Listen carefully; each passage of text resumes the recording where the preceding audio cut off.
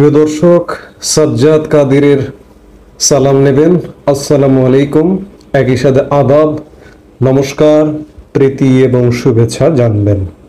এই মুহূর্তে আপনাদের সামনে কথা বলতে এসেছি ভারত সহ একাধিক বন্ধু দেশের সাথে যুক্তরাষ্ট্রের বর্ধিত শুল্ক নিয়ে আলাপ শুরু করছে ট্রাম্প প্রশাসন।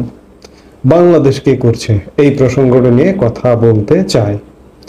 আপনারা জানেন যে ইতিমধ্যেই পৃথিবীর প্রায় 185টি দেশের উপরে মার্কিন যুক্তরাষ্ট্র গত 2 এপ্রিল একটা বর্ধিত শুল্ক আরোপের ঘোষণা দিয়েছে, যেটি কার্যকর হবে আগামী 9 এপ্রিল রাত 12টা 1 মিনিট থেকে। অর্থাৎ রাত 12টা 1 মিনিট 9 এপ্রিল থেকে যে সমস্ত পণ্য পৃথিবীর বিভিন্ন প্রান্তে মার্কিন যুক্তরাষ্ট্রের বাজারে ঢুকবে, সেই সমস্ত পণ্যের উপর সেখানকার আমদানিকারকদের বর্ধিত শুল্কে পণ্য আমদানি করতে হবে। কাজেই গত 2 এপ্রিল থেকেই পৃথিবীর বিভিন্ন দেশ আলাপ শুরু করেছে, যেমন ভারত কিংবা বিশেষ করে 3টি দেশের কথা খুব বেশি আলোচনায় আসছে। মার্কিন যুক্তরাষ্ট্রের গণমাধ্যম সিএনএনও তার এক রিপোর্টে জানিয়েছে ভারত, ভিয়েতনাম এবং ইসরায়েল। বাংলাদেশ কি করছে এ ব্যাপারে, বা বাংলাদেশে অভ্যন্তরে কি আলাপ হচ্ছে? গত 2 এপ্রিলের পরে আজ পর্যন্ত আলাপ হয়নি, কারণ বাংলাদেশ সরকার একটি সফরে ব্যস্ত ছিল। এর মধ্যে ঈদের ছুটি চলে গেছে, যার কারণে বাংলাদেশ সরকার এই ব্যাপারে এখন পর্যন্ত কোনো ইনিশিয়েটিভ নিতে পারেনি।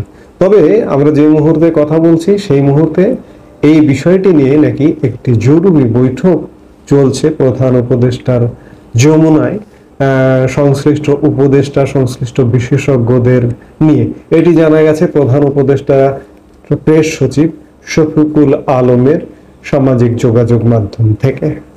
এখন ঘটনা হচ্ছে বাংলাদেশ কেবল আলোচনায় বসেছে, তারপরে আলাপ করতে হবে মার্কিন যুক্তরাষ্ট্রের সাথে, মার্কিন কর্তৃপক্ষের সাথে, তারপরে ব্যবস্থা।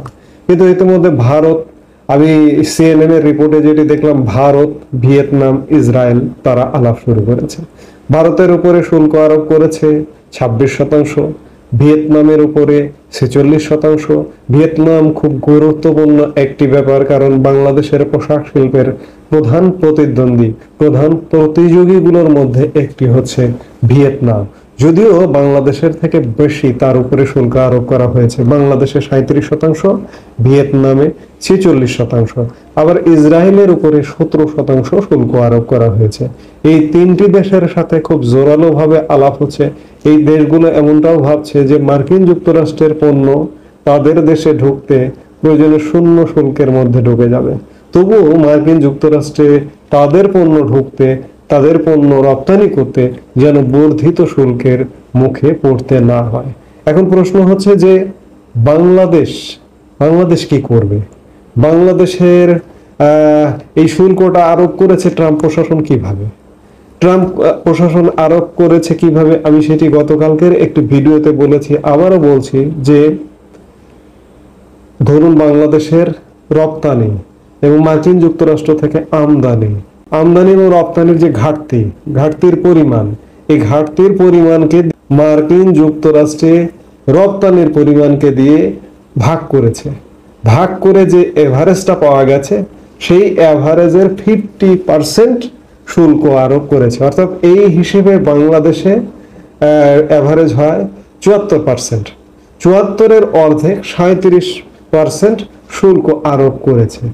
এখন ঘটনা হচ্ছে যে বাংলাদেশে বহু পণ্য মার্কিন যুক্তরাষ্ট্র থেকে আমদানি হয় যেগুলো শুল্কমুক্ত সুবিধায়, যেমন রপ্তানি শিল্পের পণ্য তুলা আমদানি হয়, তুলা শুল্কমুক্ত সুবিধায় আমদানি হয়।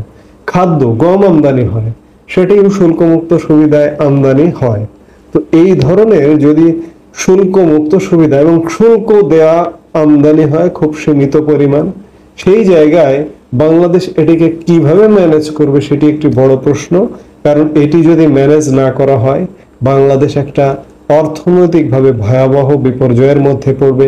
ইতিমধ্যেই পোশাক শিল্প একটা ভয়াবহ সংকটের মধ্যে পড়ে গেছে। গত 5 আগস্ট পরবর্তী সময়ে সহিংসতার কারণেই শুধুমাত্র বাংলাদেশের প্রায় 3,500-4 হাজার পোশাক শিল্প কারখানার মধ্যে প্রায় 400-500 শিল্প কারখানা বন্ধ হয়ে গেছে। 40-45 লক্ষ শ্রমিকের মধ্যে কয়েক লক্ষ শ্রমিক বেকার হয়ে গেছে। এর উপরে যদি এই যে মার্কিন শুল্কের খড়গ বাংলাদেশের উপরে পড়ে, তাহলে পরিণতিটা ভয়ঙ্কর হবে। কারণ হচ্ছে বহু শিল্প কারখানা আছে শুধুমাত্র মার্কিন যুক্তরাষ্ট্রের রপ্তানির উপরে নির্ভর করে গড়ে উঠেছে, সেসব শিল্প প্রতিষ্ঠান বন্ধ হয়ে যাওয়ার সম্ভাবনা আছে।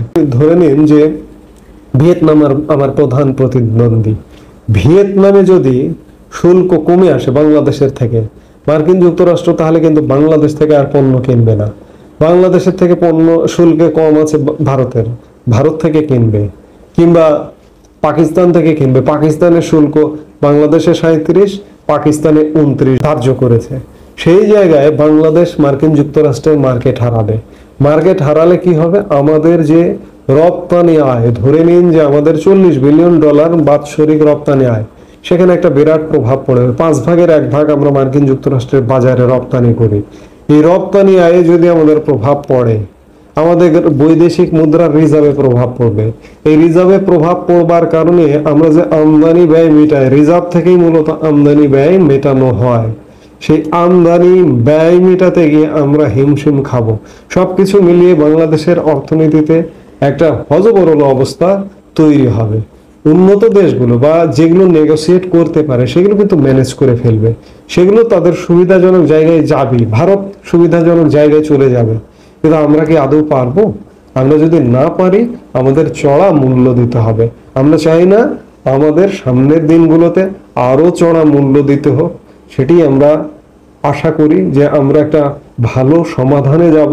আজকে যে বৈঠকটি হচ্ছে, এই বৈঠকের পরবর্তী সময়ে মার্কিন যুক্তরাষ্ট্রের সাথে একটা নেগোসিয়েট করে এটি যদি সফল করতে পারে বর্তমান সরকার বা মোহাম্মদ ইউনূস সরকার, তাহলে বুঝতে হবে যে মোহাম্মদ ইউনূস সরকারের হেড়াম আছে। কিন্তু এমনিতে তো আমরা দেখি না এখন পর্যন্ত 7-8 মাসে কূটনৈতিকভাবে বিশাল কোনো সাফল্য এসছে, এটি কিন্তু দেখি না।